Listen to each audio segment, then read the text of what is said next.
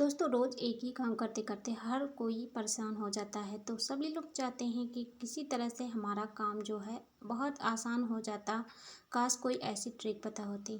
तो दोस्तों इन्हीं सब बातों को ध्यान में रखते हुए आज मैं आप सभी के लिए कुछ ऐसे अनोखे किचन टिप स्मार्ट टिप्स लेकर आए हैं जिनकी सहायता से हमारे और आपके काम बहुत ज़्यादा आसान हो जाएंगे। तो चलिए दोस्तों आज की वीडियो शुरू करते हैं। दोस्तों देखिए, जैसे कि अभी सर्दियां ख़त्म हो गई हैं और आपको पता है सर्दी में आपने खूब हरी मटर खाई होगी, लेकिन गर्मी में ये हरी मटर आपको नहीं मिलेगी और मिलती भी है तो काफ़ी महंगी होने की वजह से हर कोई इसे नहीं खरीद कर लाते। तो देखिए साल भर स्टोर कर पाएंगे आप इन हरी मटर को। तो क्या करना है दोस्तों, हरी मटर लेकर उसको छील लेना है। देखिए दाने जितने भी हैं, वैसे तो लोग मटर पनीर बनाते हैं तो उसके लिए आपको हरी मटर मिलती है, लेकिन जब निमोना खाने का मन हो, सर्दियों का निमोना याद आता है गर्मियों में, तो हम क्या करें दोस्तों, निमोना बनाने के लिए या फिर और हर तरह से आप इसे आलू की सब्ज़ी में बना सकते हैं। तो देखिए दाने आपको छील लेना है और इसके बाद में मैं सिलबट्टे पर इसको जो है दरदरा करके पीस ले रही हूँ। तो बहुत ज़्यादा इसको नहीं पीसना है, बस इतना इसको हम पीसे हैं कि इसमें की दाल अलग हो गई है और जो इसमें का छिलका है वो भी इसी के साथ रहेगा। छिलका अभी की मटर में जो होता है, मटर के दाने, उसका छिलका बहुत नरम होता है तो साथ में छिलका भी रहेगा। अब इस तरह से देखिए जो मेरे पास जितनी मटर थी मैं सब इकट्ठे इसको पीस कर धूप में डाल दी हूँ सूखने के लिए। तो वैसे अभी फरवरी के महीने में काफ़ी ज़्यादा धूप, तो अब देखिए इसको हम ऐसे ही पूरा अच्छे तरीके से फैला दिए हैं। तो कोई भी कपड़ा या फिर पॉलीथीन के ऊपर ही डालना है, नीचे छत पर डालेंगे तो इसमें जो मिट्टी धूल लग जाती है। तो आज साफ़ सुथरा ही रखना है। और इसके बाद मैं आपको अभी दिखा रही हूँ दूसरे दिन का जो ये इतनी सूख गई है मटर, और एक दिन थोड़ा और इसको मैं सुखा के फिर डिब्बे में भर के रख लूँगी। इसकी सब्ज़ी कैसे बनती है वो आप देखने के लिए हमारे चैनल को सब्सक्राइब कर लीजिए, क्योंकि अभी तो इसकी सब्ज़ी नहीं बनाने वाली हूँ मैं। तो थोड़ा सा मैं आपको बता रही हूँ, जब भी इसको बनाना है तो पहले भिगो के रखना पड़ेगा, फिर हम इसे जो है निमोना के जैसे बना सकते हैं। अब चलते हैं दूसरे आइडियाज़ की तरफ। दोस्तों देखिए, जैसे हम किचन में जब खाना बनाते हैं तो वैसे तो खाना बनाते समय हमें कितना गैस ख़त्म करना है ये तो नहीं पता होता है, लेकिन आप जो है बहुत ज़्यादा गैस जो ख़त्म करते हैं ना, उससे थोड़ी आधी ख़त्म होगी तो कुछ दिन और ही चल जाएगी। और देखिए अपनी गैस को कैसे बचा सकते हैं दोस्तों, क्या है कभी कदार कुछ ऐसी चीज़ें की ज़रूरत पड़ती है हमें जो कि ना चाहते हुए भी हम उस काम को करते हैं, और उस वजह से ना हमारा जब हमें काम करने की आवश्यकता पड़ती है तो फिर साथ ही हमारा समय बर्बाद होता है और बहुत सारी ऐसी चीज़ें भी वेस्ट हो जाती हैं। तो क्या दोस्त, जैसे कि हम खाना बना रहे हैं तो खाना बनाते समय जो भी बर्तन है, सब्जी है या चावल बना रहे हैं या दाल बना रहे हैं, तो देखिए उसके ऊपर अगर पानी भर के कोई बर्तन रखेंगे तो वो पानी गर्म हो जाता है। तो इस तरह से आप ना पानी गर्म करके जैसे भी आपको गर्म पानी की आवश्यकता है तो इस तरह से पानी को गर्म कर सकते हो।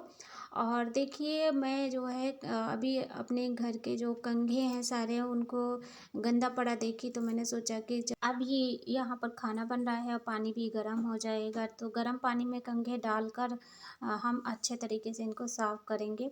तो देखिए थाली थोड़ा छोटी है इसलिए मैं दूसरे थाली में पानी को पलट दूंगी, और इस तरह से क्या है हमारा कंघा जो गंदे से गंदा है वो बहुत जल्दी क्लीन हो जाते हैं एकदम नए के जैसे। तो देखिए गर्म पानी में इस तरह से कंघी डालना है, जितने भी घर के कंघे हैं सब आप इसमें डाल दीजिए, और उसके बाद में आपके पास डिटर्जेंट पाउडर है या फिर साबुन है या फिर शैम्पू, कुछ भी डालकर इसको लगे हाथ साफ कर दीजिए। फटाफट से कंघी एकदम बढ़िया क्लीन हो जाते हैं। और इस तरह से अगर आप कंघी को आप महीने भर या 15 दिन में साफ करते रहेंगे तो कभी भी आपको सर में दाने वगैरह नहीं होंगे और कोई भी दिक्कत नहीं होगी, क्योंकि कंघी से बहुत ज़्यादा इन्फेक्शन होता है। अगर आप गंदी कंघी का यूज करते हैं तो उससे आपको बहुत ज़्यादा दिक्कत हो सकती हैं। तो हमेशा ही इस बात का ध्यान रखें। अगर नहीं कर पाते हैं, आपके पास बजट है, तो आप जब कंघी साल भर 6 महीने हो जाए तो उसको बदल सकते हैं, नए खरीद कर ला सकते हैं। लेकिन जिसके पास बजट नहीं है तो भाई इस तरह से अपना जुगाड़ लगाना पड़ता है। अब देखिए ये आइडिया कैसा लगा आपको, कमेंट करके हमें ज़रूर बताएं। और जो मेरा समझाने का तरीका है, उम्मीद करती हूँ आपको ज़रूर समझ में आया होगा, पसंद आया होगा। अब चलिए दोस्तों देखते हैं अगला जो आइडिया है। तो दोस्तों जैसे कि आप सभी को पता है, जब भी हम फर्श धोते हैं या फिर किचन में साफ़ सफाई करते हैं तो पानी तो हमेशा गिरता ही रहता है और लगे हाथ हम उसको पोंछते भी हैं पोछा लेकर। लेकिन आप सोचते हैं ना कि जैसे सूखा रहता है उसी तरह से हमेशा हमारी फर्श या फिर किचन साफ़ सुथरा रहे। लेकिन पानी को हम पोछा से जब पोंछते हैं तो देखिए अच्छे से नहीं सूखता है, कुछ टाइम लग जाता है। तो अगर आपके पास इस तरह से देखिए जो फोर व्हीलर गाड़ियों में लगे होते हैं वाइपर, तो वैसे वे ये ब्लेड है, पूरा वाइपर नहीं है, ये ब्लेड है। तो जो पुरानी हो जाते हैं ना, लोग फेंक देते हैं उसको। तो आप पुरानी ब्लेड्स को रख लीजिए और अपने फर्श को साफ़ करने के लिए आप इसे ले सकते हैं यूज में। आपको कोई भी वाइपर ख़रीदने की ज़रूरत नहीं पड़ेगी। तो देखिए कितना अच्छे से ये फर्श को बढ़िया से एकदम बढ़िया पानी को स्वाइप कर देता है। तो ये देखिए एकदम बढ़िया एक बार में ही स्वाइप किया और तुरंत ही फर्श बढ़िया सूख गई है।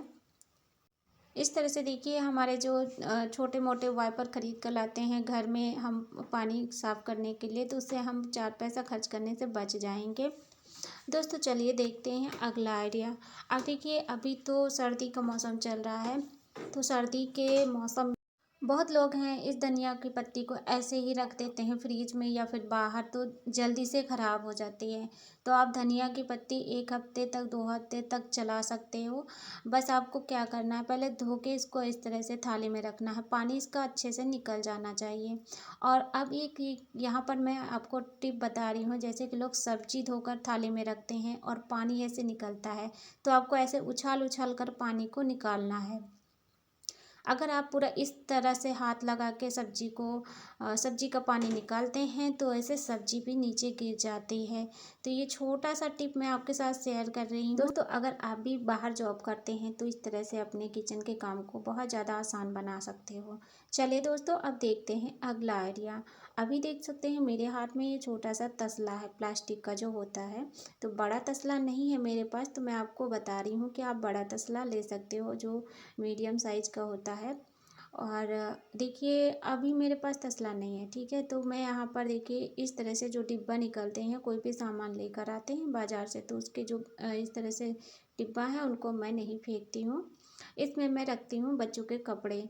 तो अभी सर्दी ख़त्म हो चुकी है, मुझे जो है अब सर्दी के कपड़े रखना है बक्से में, यानी कि बेड में रखते हो या बक्से में रखते हो जैसे भी।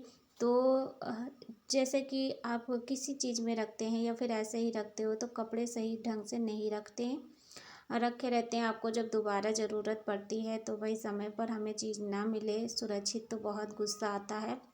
तो आप पहले उसी काम को अच्छे ढंग से करके रखोगे तो आपको ज़्यादा दिक्कत नहीं होगी। अब मैं सारे कपड़े इस डिब्बे में रख रही हूँ और मैंने लिया है एक पेटीकोट, उल्टा करके उसमें एक नीचे की साइड में रिबन लगा दिया है, तो नीचे का मुंह बंद हो गया है। अब इसी में इसको डिब्बा में रख दी हूँ और डिब्बे में रखना है मुझे कपड़े। आप सोच रहे होंगे डिब्बे में कपड़े बहुत ज़्यादा नहीं आएंगे, लेकिन मैं इससे ज़्यादा 2 गुना नहीं 3 गुना मैं इसमें कपड़े रखने वाली हूँ पूरा भर के। तो देखिए इस तरह से मैं इसमें इतने सारे कपड़े रख दी हूँ, फिर भी जगह है। बच्चों के कपड़े एक जगह पर, बड़ों के कपड़े एक जगह पर रखती हूँ, जिससे मुझे अगले टाइम ज़्यादा दिक्कत ना हो। अब इस तरह से मैं इसमें जो नाड़ा लगा होता है उसको मैं खींच कर बांध दूंगी। तो तसला मैं पहले आपको इसलिए बताई थी कि मेरे पास तसला नहीं है, तो आप जो है तसले में अगर रखेंगे ना तो ये जो है बढ़िया सा छोटा सा ये बैठने के लिए बन जाएगा। और बहुत लोगों के साथ में ऐसा होता है कि भाई घर नहीं है, कहीं किराए के मकान में रहते हैं, तो आप बड़ा बड़ा बक्सा लेकर तो जाते नहीं हैं। तो इस तरह से देखिए कपड़े को सेफ रख देंगे और इसके ऊपर इसके नीचे अगर तसला रखा है तो उस पर आप बच्चों के बैठने के लिए ये बढ़िया गद्दी बना सकते हो। लेकिन यहाँ पर मैंने डिब्बा लिया है तो इस पर बैठ नहीं सकते हैं, लेकिन इसे इस तरह से रखने में ज़्यादा ही अच्छा रहेगा। इसके बाद दोस्तों अब जो अगला आइडिया मैं आपको बता रही हूँ, छोटा सा टिप है, अच्छा लगे तो आप ज़रूर ट्राई करना। दोस्तों देखिए, जैसे कि धनिया की पत्ती है, अब हमें ज़रूरत पड़ती है सब्जी में डालने के लिए, तो उसको हम लेकर बैठते हैं काटने के लिए।